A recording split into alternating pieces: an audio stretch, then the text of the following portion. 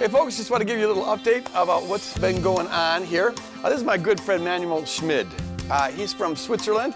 I got to meet him last year. In fact, he was one of the folks that organized the trip that we were on last year. And he's a pastor of a rockin' church. You guys really have an outstanding church. It's just vibrant. They jump up and down during worship services. And it's fantastic. And he's doing his doctoral dissertation on my writings and stuff like that. So I'm really honored to have you over here. You came over here just to have some talks with us, and it's been a blast. It's been an absolute blast. Yeah. Talk to us a little bit about the kingdom, what's going on over in Europe and Switzerland in terms of the kingdom movement. Yeah, it's just a privilege to be able to listen to Greg's sermons and reading his books. And there has been quite a movement in our church and beyond our church of people who are getting in touch with that vision of a Jesus-looking God, and this paradigm of God looks like Jesus. A lot of people really they get it, and it's doing something with their lives. For example, one youth pastor of our church, he started listening to Greg's sermons and reading his books 2 years ago, and it did something incredible in his life. It just turned things upside down, and he was talking about the kingdom and the Jesus-looking God and this non-violent revolution going on all the time. And I've never seen that before. It was really it so changed and transformed him and a lot of other people. And I just want to thank you guys that you are making this possible by releasing Greg to write and to preach, and that's just a huge blessing, even in Europe and Switzerland. That's great. Well, we're really honored to just be used by God to impact in that way, and it's just a blessing to be networking with you and networking with your church and then fellow churches. That's part of what we want to be doing here. As God's raising up this movement, people all over the place are getting it, but we're not doing much to talk with each other and form an identifiable movement, and that's part of what we're doing here. This brother has a sister church of Woodland Hills. We should call it Woodland Hills Basel or whatever. But anyways, so God bless you guys, and God bless Seth as he's going to stand in the pulpit and deliver the word. Take care. Yeah, goodbye. I'm Seth. It's a real pleasure and honor to be here with you guys 2 weeks in a row. I'm going to be picking up on this series that we started last week called Wholehearted. Last week I talked about what kind of effort and what kind of commitment does the kingdom and does a king like Jesus ask us for? Giving our best and giving our whole selves to the kingdom of God. Like why wouldn't we say yes to what it is that God's asking us for? And then this week I want to talk to you about the heart. What kind of heart gets shaped by a king that looks like Jesus? I want to start off today with a story from an author that's one of my favorites. His name is John Ortberg. He's a writer and also a pastor of a church in San Francisco. He wrote this book called The Life You've Always Wanted. And in chapter 2, he tells a story about a guy. He changes his name to Hank, to protect the privacy of this person. This story is called The Man Who Never Changed. Hank, as we'll call him, was a cranky guy. He did not smile easily, and when he did, the smile often had a cruel edge to it, because oftentimes his humor was coming at someone else's expense. He had a knack for discovering islands of bad news in oceans of happiness. He would always find a cloud where others saw a silver lining. Hank rarely affirmed anyone. He operated on the assumption that if you compliment someone, it might lead to a big head, so he worked to make sure that everyone stayed humble. His gift in ministry was called cranial downsizing. His native language was complaint. He carried judgment and disapproval the way a prisoner carries a ball and chain. And although he went to church his whole life, he was never unshackled. A deacon in the church asked him one day, "Hank, are you happy?" And Hank paused to reflect for a second, and then he replied without smiling, "Yeah." The deacon said, "Well, tell your face." But as far as anyone knows, Hank's face never did find out about it. Now, occasionally, Hank's joylessness actually produced unintended joy for other people. There was a period of time where his primary complaint around our church centered around the music. It's too loud, Hank protested. He protested to the staff, to the deacons, the ushers, and eventually even to first-time visitors of our church. So we finally had to take Hank aside and explain that complaining to complete strangers was not appropriate. He would have to restrict his complaining to his circle of friends, and that was the end of it, so we thought. A few weeks later, I got buzzed by one of our staff members on the intercom to say that an agent from OSHA, the Occupational Safety and Health Administration, was here to see me. "I'm here to check out a complaint," he said. As I tried to figure out who on the staff would have called OSHA over a church problem, he began to talk about decibel levels at airports and rock concerts. "Excuse me," I said, "are you sure that someone was on the church staff that called?" "No," he said, "if anyone calls, whether they're an employee or not, we have to check it out." Suddenly a light dawned on me. Hank had called OSHA, and he told them that the music at the church was too loud, and they made a federal case out of it. By this time, the other staff had gathered in my office. It's not every day that OSHA shows up at your church. "We don't mean to make light of this," I told them, "but nothing like this has ever happened around here before." "Don't apologize," the agent said. "Do you have any idea how much ridicule I faced from my coworkers since they found out I was going to bust a church?" So sometimes like this, Hank's joylessness ended in comedy, but more often it produced sadness. His children didn't know him. His son had a wonderful story about how they met at a dance, but he never told his father because his father didn't approve of dancing. Hank couldn't effectively love his wife or his children, let alone people outside his family. He was easily irritated. He had little use for the poor and a casual contempt for those whose accents or skin pigmentation was different from his own. Whatever capacity he might have once had for joy or wonder or gratitude had slowly died. He critiqued and judged and complained. His soul got a little smaller each year. Hank wasn't changing. He was once a young cranky guy, and he grew up to be a cranky old guy. But even more troubling than his lack of change was the fact that no one was surprised by it. This isn't God's vision for what happens to human hearts in the church. To get a little picture about what God's vision is, let's look to the book of Jeremiah, where we get this promise that's captured of what God will do to human hearts. He says, "In this brand new covenant that I will make with Israel when the time comes, I will put my law within them. I'll write it on their hearts and be their God, and they will be my people. They'll no longer go around setting up schools to teach each other about God. They'll know me firsthand, the dull and the bright, the smart and the slow. I'll wipe the slate clean for each of them. I'll forget they ever sinned." Now, to be a Jewish person and hear this problem is something fairly striking, because when you're a Jewish person, part of the nation of Israel, and you hear about a law that got written, you would immediately think of the Ten Commandments. What kind of materials did God write the Ten Commandments on? On stone. And this book in Jeremiah promises a day where the law won't be written on hard stone. The law will be written on soft human hearts. No longer will people have to refer to a book outside of themselves to figure out what does love look like or require. It'll be inside of us.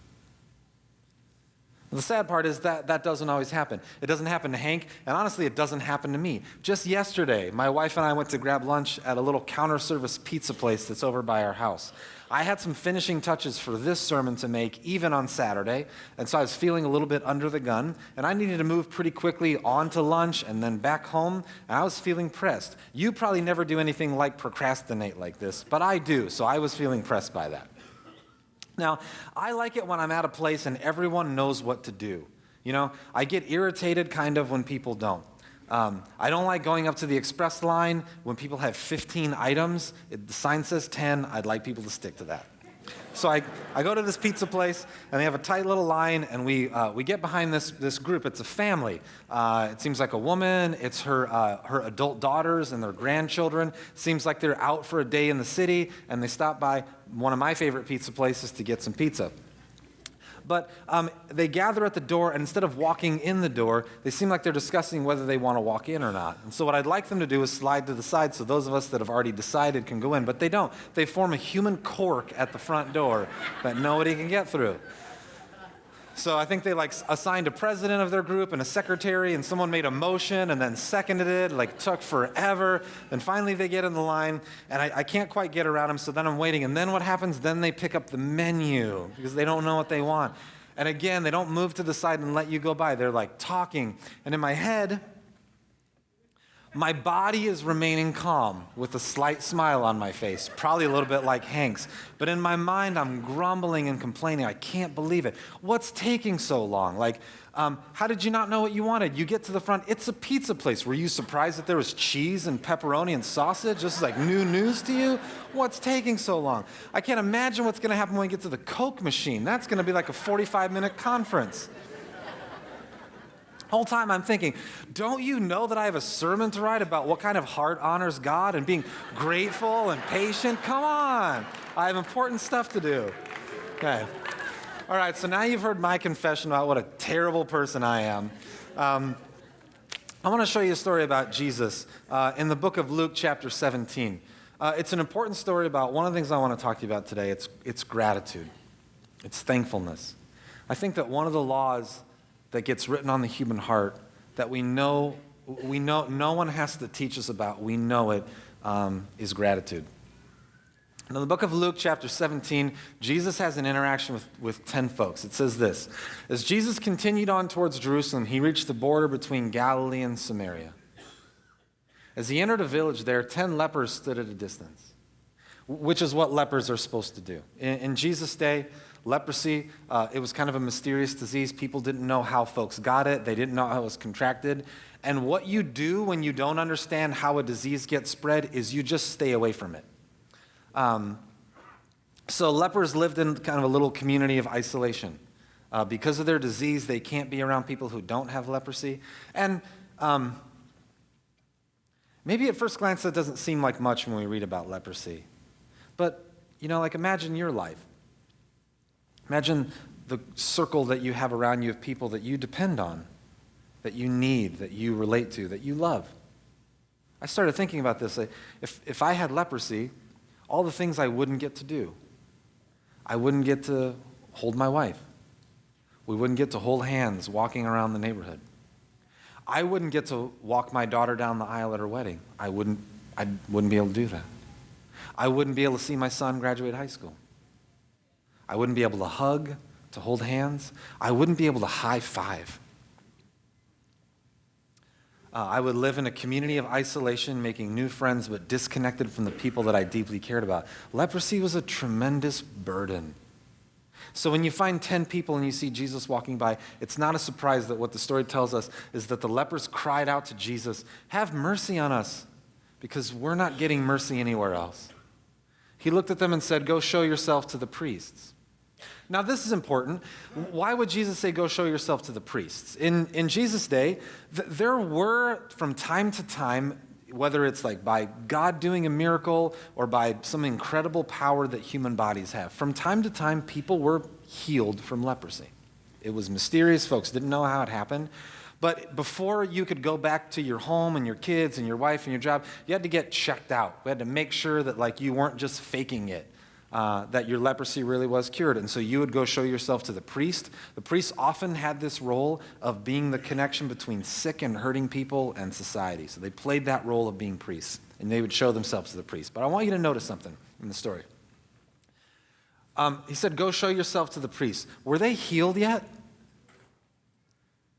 They weren't healed until after they went to show themselves to the priest. It says, as they went, they were cleansed of the leprosy. There's kind of an important kingdom principle underneath this, which is that God often asks you and I to take a primary role in the thing that we're asking for. He says, "God, show mercy on us," these lepers say. And he says, "Okay, I'm going to show you mercy, but you're going to take the first step." There's a lot of important first steps that get taken in the Bible. And when you take a first step towards something that you're asking for, when you're willing to take that first step, the Bible calls that whole world, that calls that faith. They step out in faith, and as they're going, they're healed. And one of them, when he saw he was healed, came back to Jesus. Said, "Praise God." He fell to the ground at Jesus' feet, thanking him for what he had done. This man was a Samaritan. How many guys got healed from leprosy?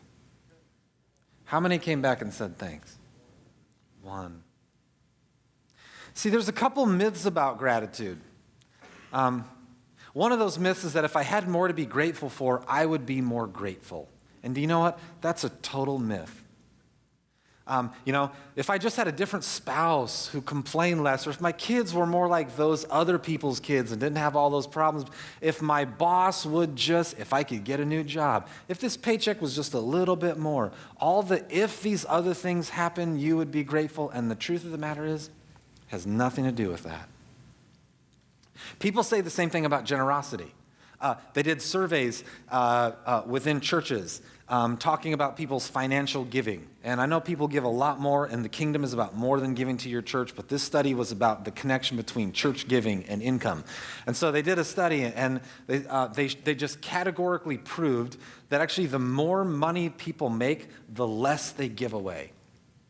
But people often tell themselves, when you ask folks, like, what's the primary reason that you don't give more? People always say, I don't have enough. And yet the more we get, the less we give. This is totally a myth that if you get more stuff, you become more grateful or more generous. You just don't. The second myth is that you can just try harder to be grateful, that the way the human heart changes by human effort. You know, the old, like, pull yourself up by your bootstraps mentality. If you just put a little elbow grease into it, you can change it. But the truth of the matter is that's not true. Like, for instance, sometimes I'm around here, and especially lately, I have a couple friends that like to run. You have a friend here that likes to run. His name is Greg Boyd, and he keeps talking about this marathon that he's going to run for World Vision. And whenever he talks about running 26 miles and how fun it's going to be, my eyes roll back in my head, and I get totally blown away by that. Because for me, running is nothing but sheer torture. I started working out a little while ago. If I run 1.5 miles, at the end of that 1.5 miles, not only am I wheezing for breath, I'm calling the front desk for an oxygen tank. It's 1.5 miles. If you said to me, Seth, at the end of the sermon today, you're going to go run a marathon, what % chance is there that that's going to come true? Exactly 0.00% chance. That is never going to happen.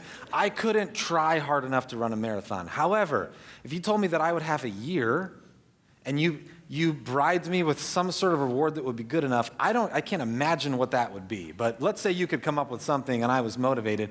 What's the chances that for a year I could train and every day get a little bit better and one day run a marathon? What's the chances of that? It's 0.01, but there's some kind of hope, right? Training is a better pathway to getting where you want to get than trying. If you want to grow in gratitude, you don't try harder, you train to do it. Now, I've been through some training in my life of various kinds. I've mentioned in the past that I was adopted. I was adopted out of a lawless street gang of preschoolers in Los Angeles. That was me and my friends under no supervision. And I was adopted from that kind of street gang of preschoolers into a third-generation Marine Corps war hero family. It was painful. My parents had to break me like a wild Mustang. So some of this teaching that they did for me was really hard and it really hurt. But others of it was about kind of culture. How do you behave? Basic social rules that me and my lawless street gang and preschoolers didn't do. Like, for instance, none of my preschool friends told me to put my napkin in my lap. My mother totally did. And when I didn't do it, she was not happy. They showed me where a salad fork goes. I didn't even know there was such a thing as a salad fork. Some of you just found out there is such a thing as a salad fork. And it goes to the left of the main fork, right? Very important. One of the things that my parents taught me was about thankfulness. And it was Christmas time. Christmas time, we had like a regimen. We would all put on our pajamas. It's kind of like our Christmas uniform, our pajamas and our robes. We would usually get a new one every year. And then we'd show up to the opening of presents like it was a board meeting. All of us had a legal pad and a pen because we recorded for each gift who it was from, what the gift was, and something specific that we were thankful for. Because in the McCoy clan, if someone gave you a gift and didn't receive a thank you note within 5 days of giving that gift, you had like violated a deep family tradition and rule, and none of us wanted to do that. That was my training for saying thanks, my training for gratitude. And it was just earlier this year when I ran my gratitude marathon, the thing that tested my limits. In 2013, I ventured out on a treacherous quest to help a little coffee shop in my neighborhood morph and grow into something of its full potential. I couldn't do it alone. And in order to do this, I had to ask some friends to join me. And I make a common mistake, which is I imagine that everybody else is like me. I know you never do this. I do this. So when my friends said, yeah, they would help, my assumption was they're just like me. The reason they're signing up for this journey is, though, even though it's going to cost us a lot and there's going to be blood, sweat, and tears, there's a chance that on the other side of that, there will be glory. And that motivates me, risking a bunch of your time and talent and treasure for this other thing that you could get that's worthwhile. So I imagine we're all doing this because of the challenge and rising to it. But you know what I learned in this? They weren't doing it because they loved the challenge and the risk. They were doing it because they wanted to help me. And so when the thing turned around and we got accolades and people wrote us up in the newspaper, the truth is that I owed them a debt. One of the truths about gratitude is whether you recognize it or not, the place that you're at and the place that you've gotten to, the things that you've accomplished, you've done it because other people have helped you. All of us owe someone else. This leper that came back to Jesus, he recognized that he owed a debt to Jesus. One of the struggles of turning this little coffee shop around with some of these friends was that sometimes in challenges and adventures, everybody doesn't make it back the same. It's sad to me that in this latest challenge, a couple of my friendships suffered, and they may not recover. I'm hoping they can, but they may not. And when I was thinking about what went wrong, I realized one of the parts of the breakdown was that I forgot something that my parents taught me in the training school of Christmas thank you notes. And the lepers in this story forgot that too. Okay, imagine if you were in this story and you were a newspaper writer and you were going to do an article on this miraculous event, 10 lepers get healed, right? And the one leper who came back, you already have his contact info, but you got to track down the other ones. And let's say you go to interview them in their homes. How many of those 9 lepers, when you sit down and say, tell me, how do you feel about Jesus? The fact that he healed you and gave your life back. How many of those lepers would say, Jesus is incredible, I'm super grateful? How many of them? All 9 of them would. Would any of those lepers go, you know what? Jesus ain't nothing special. He healed me from leprosy, but big deal. I could have done it myself anyway. I'm not all that thankful. How many of those lepers would have that attitude? None of them. The truth is they were all grateful, but they make a classic mistake that you and I maybe make too, which is, I feel grateful for something. Do you know what grateful feelings come across to as other people? Like when you have gratitude in your head and your heart that doesn't get expressed out of your mouth, do you know how other people experience that? They experience it as ingratitude. I mean, we know about this, right? We give a kid a birthday present at a birthday party. First of all, we write these really nice words on a card, and then they don't even open the card. They just move it to the side, open the present. And after they open the present, you expect them to do something, don't you? You expect them to say thank you, to come give you a hug. What do you call a kid who moves the card off to the side, opens the present, runs off to play with it, and never says anything to you? What do you call that kid? Ungrateful, spoiled brat, all kinds of other things. A terrible, miserable kid. There's 2 truths about gratitude, at least 2, One of them is that we all owe a debt of gratitude to people that have contributed to our life. None of us got here on our own. And then the second thing is gratitude unexpressed is experienced by other people as ingratitude. And I had to sit down and write letters to these friends of mine and say, I'm so sorry, because I didn't say thank you nearly enough. And the words I should have said before, I'm going to say them now, and I wrote them out. Who do you owe? Have you expressed the gratitude that's in your head and your heart? Is it maybe time for you to pull out a card or a letter and write out some things that should have gotten said before but didn't? It's not too late. Okay, so I want to talk to you about gratitude. I also want to talk to you about the law of gift. And to do this, we're going to look at a story that's fairly common.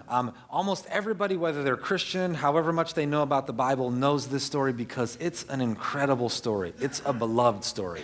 Books have been written about it. I can't imagine how many sermons have been preached. We're going to take a look at it. It comes out of Luke chapter 15. You're going to know this story as the story of the prodigal son. To illustrate the point further, Jesus told him this story. A man had 2 sons. Younger son told his father, I want my share of your estate now before you die. Oh, I tell you what I would have done to that kid.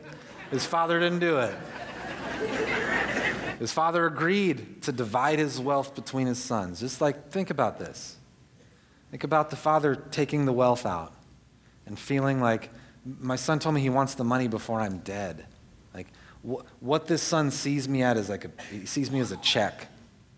And instead of like hammering that kid, he goes, okay, gave him his full share. Here's your full share. You're free to do with it what you want to. A few days later, this younger son packed all his belongings and moved to a distant land. And there he wasted all his money in wild living. What do we call this these days? College, right? Wasted it all. About that time, his money ran out. That happens too, right? A great famine swept over the land. He began to starve. He persuaded a local farmer to hire him, and the man sent him into his fields to feed the pigs. The young man became so hungry that even the pods he was feeding the pigs looked good to him. Okay, pause just for 1 second. Now, we would be grossed out by someone being at such a tough spot that food for pigs looks gross to us. But pigs altogether aren't that gross to us, because for those of us that are not vegetarian, we actually love pigs because we actually love bacon. So pigs are kind of gross, but also kind of delicious. No offense, vegetarians, but for those of you that aren't. But that's not how a Jewish person would hear this story. We have to remember that Jesus was Jewish. His first audience was Jewish. His stories always had Jewish overtones to them. Do Jewish people eat pigs? Pigs are unclean. There is not a picture, like for Jewish people to look at this story and to see a son that went from by his father's side to in the pig pen is so far down the road of brokenness that Jews can hardly imagine it.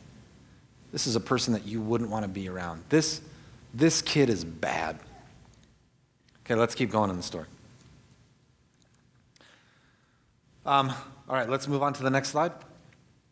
When he finally came to his senses, he said to himself, at home, even the servants had food enough to spare. Here, I'm dying of hunger. I'm going to go home to my father, finally comes to his senses. And I'm going to say, Father, I've sinned against both heaven and you. I'm not worthy to be called your son. Take me on as a hired servant. See, he imagines that his father, there's consequences to what he's done, and he imagined that he's going to suffer those consequences, but maybe for the father, there'll be a little bit of mercy, enough that he could re-enter, not as a family member anymore, but as a servant. So he returns home to his father. While he was a long way off, his father saw him coming. I try to imagine as a father what kind of emotions I would be filled with. Do you know what kind of sermon I would have ready for this kid when he came home? Can you imagine the chores list that he would have when he came home? He might not want to come home. All right, let's go back to it. But that wasn't the feeling of the father. The father was filled with love and compassion. Compassion's a powerful thing.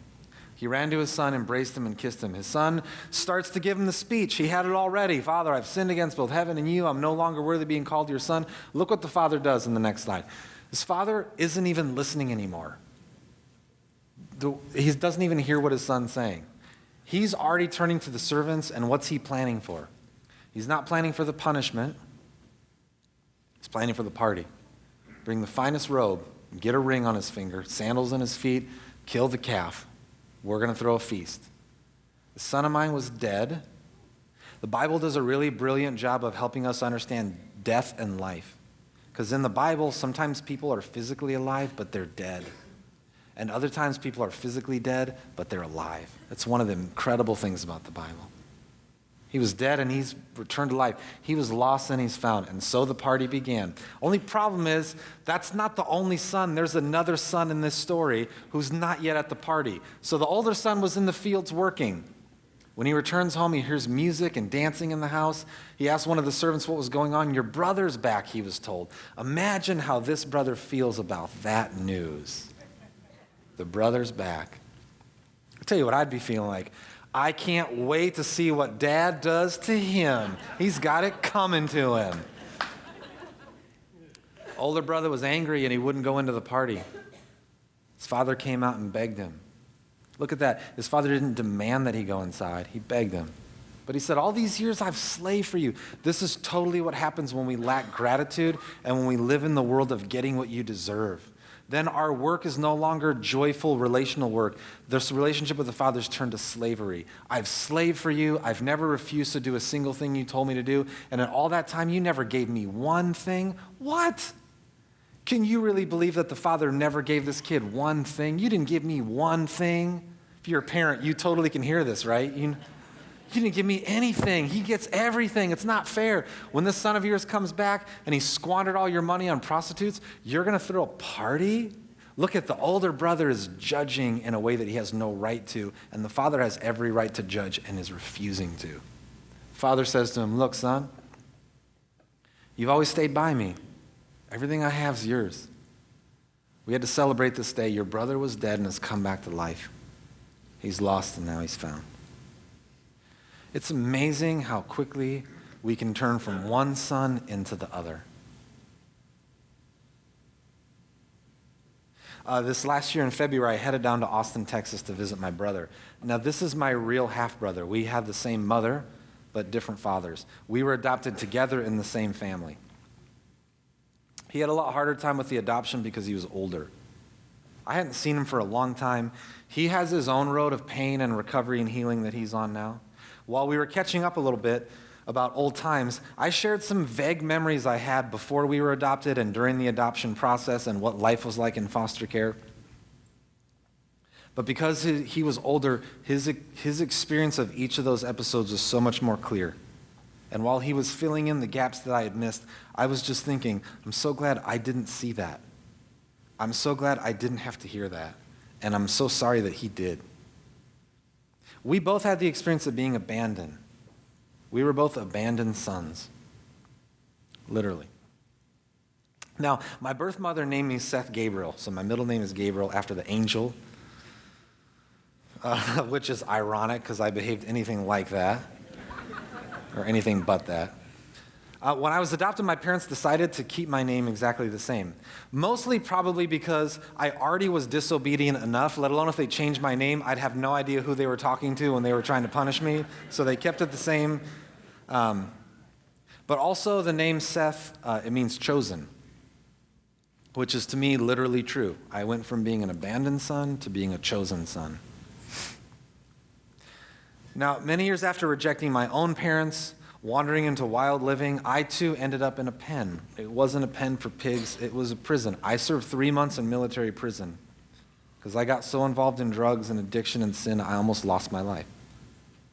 I remember being in that prison and seeing that I was going to die if I didn't get out of California. It took years and a few starts and restarts, but I came back home to the home of the Father. I made a mess of my life, but God the Father doesn't live in the world of wages. He welcomed me back into the home of grace. I went from an abandoned son to a chosen son, from a prodigal son, and then back home again. Now, in my first job was in the fine dining establishment called McDonald's. I was a cook in the back. And I'll never forget, I worked and worked. After I got 2 weeks, then I got this thing called a paycheck. It was my first paycheck. Do you remember the first paycheck you ever got? I opened that thing up and I looked at that and I couldn't believe how much money that was. I mean, I had washed cars and mowed lawns and sold avocados on the street for $5 or $10 to go roller skating because I'm old enough that was actually cool back then. But I looked at this check and this was more money than I'd ever had. And I remember thinking I can't believe they pay me this much money to do this. I was so thankful, And then my last paycheck that I opened, I was like, this is all they pay me to do this? It's amazing how soon something turns from gift to entitlement. It happens so fast. But then when I really think about it, I'm not part of a family that operates according to the world of wages, because in the family of the Father, the truth is that we don't get what we have coming to us. And what we have coming to us is exactly what we don't deserve. At the end of the day, the reason why my hope is to live in a world where I think about life primarily as gift is because the truth is I already have what I want most. I've already got it. I already have a home. That home is with the Father. I've been forgiven for the incredibly terrible things that I've done in my life. Let me just pause for 1 second. Some of you haven't. Some of you still feel like you're outside of the home of the Father, and you long for forgiveness, but you don't have it. And I want to tell you, it's right there for you. It's not hard. It's a challenge to live it out, but you don't have to work to get it. You couldn't work to get it. It's not a wages kind of transaction. It operates in a world called grace, where what you deserve, you don't get. And the thing that you get is what you didn't deserve. And I hope that you would. There's a way that you can be connected back to Jesus so that your sins are no longer counted against you. And you can come home to the Father. And that Father will act exactly towards you like he did to that son in the story. And if you have questions about that, there's going to be people at the end of the service up here that would love to talk to you, and so would I. The thing about this story is oftentimes I've heard this sermon preached like the goal is to be like the prodigal son, like realize that you're living in the pig pen and run back home, and maybe that is the truth of what you should do. I'm certain that part of this story is like, don't be like the older brother. That's the world of wages. Trust me, you don't want to live there. Except we do oftentimes want to live there for other people because we love when other people get what they have coming to them, right? But we certainly don't want what we have coming to us. Don't be the older brother. The truth of it is that the goal is that we could be like the Father. Like, that's the point of the scripture. It's like, we are supposed to be children of the Father. Earlier in this same giant book called the Bible, we're told that we were created in the image of God.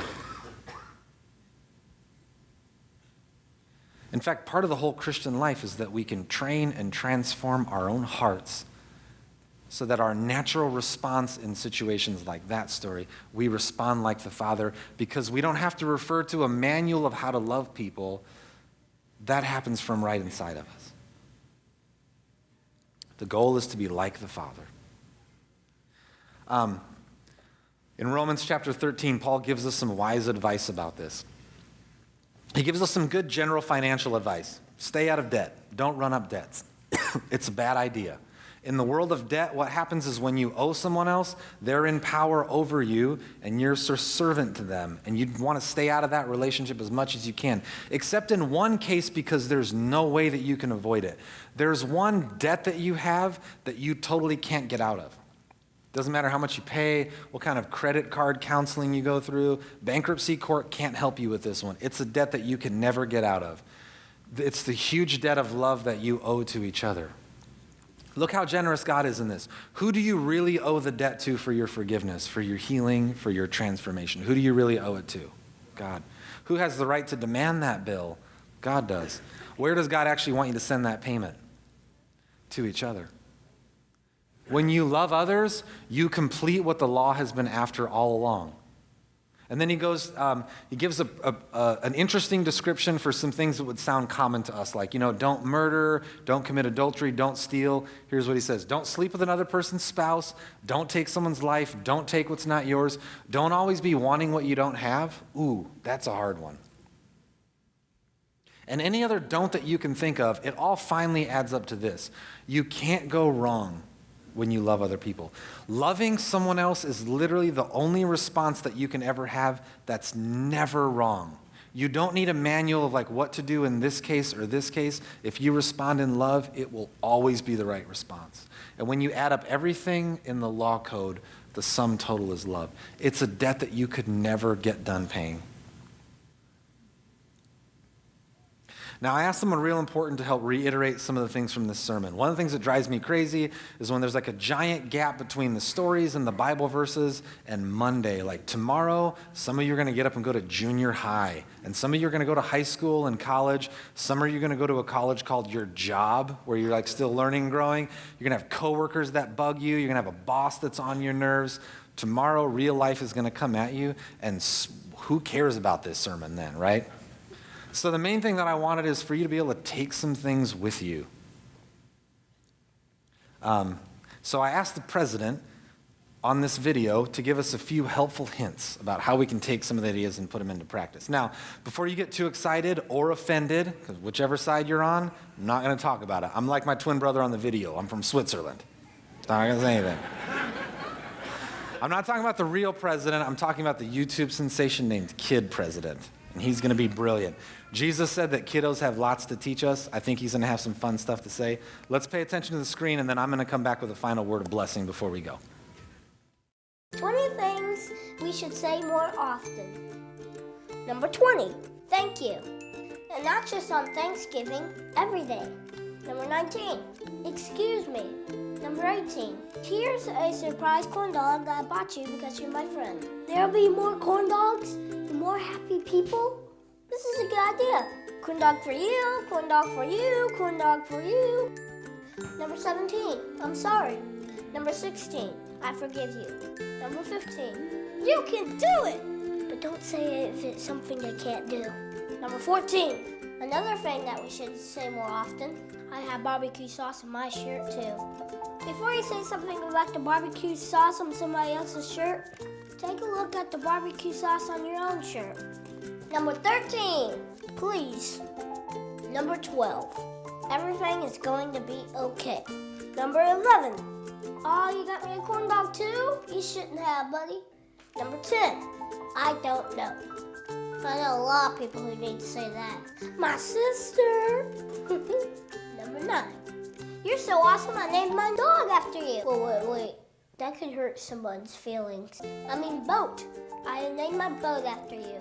Wait, who even has a boat? You're so awesome, I legally changed my name to yours. Wait, that's super creepy. Just tell people they're awesome and mean it. Number 8, hello, person that I never met before. Here's a high five. Number 7, my sports team is not always the best sports team. It takes a big man to say that. Number 6, nothing.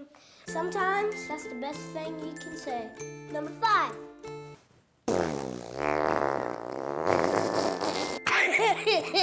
doesn't mean anything, but it's just really funny. Number 4, I disagree with you, but I still like you as a person who is a human being, and I'll treat you like that because if I didn't, it would make everything bad, and that's what lots of people do, and it's lame. Whew, I need a water break, y'all. It's okay to disagree, but it's not okay to be mean. Number 3, sometimes you just gotta scream. Number 2, life is tough, but so are you. Sometimes we all need to be reminded to keep going. Number 1, something nice, anything. If you can't think of anything nice to say, you're not thinking hard enough. So what about you? What do you think people should say more often? Leave a comment below and let's hear it. Oh, and I got a bonus one for you. Something that we should say more often? Let's dance.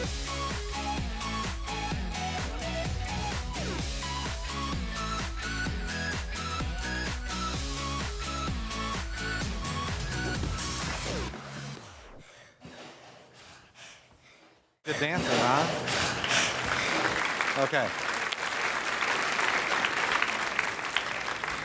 Really, at the end of this sermon, my main hope for each and every one of you is really just one thing. That tomorrow, if you add up the amount of moments that you had in your day, if one of those moments could transform from grumbling and complaining to gratitude and gift, that would be a successful sermon. Would you stand and let me say a word of blessing over you, okay? Jesus, you taught us what gratitude and gift looks like. You thank the Father for every single thing that he gave you. You taught us that your law of love and the debt that we owe to the Father because of love is one that we'll never be able to fully repay. And I pray that tomorrow in our lives, the law of gratitude and the law of gift would transform the way that we see the world and the way that we see our lives. Send us out into the world to spread your love everywhere that we go. In your name I pray. All right, the prayer team is going to be up if you have anything we can pray for you about. Thanks for being here. Have a great week.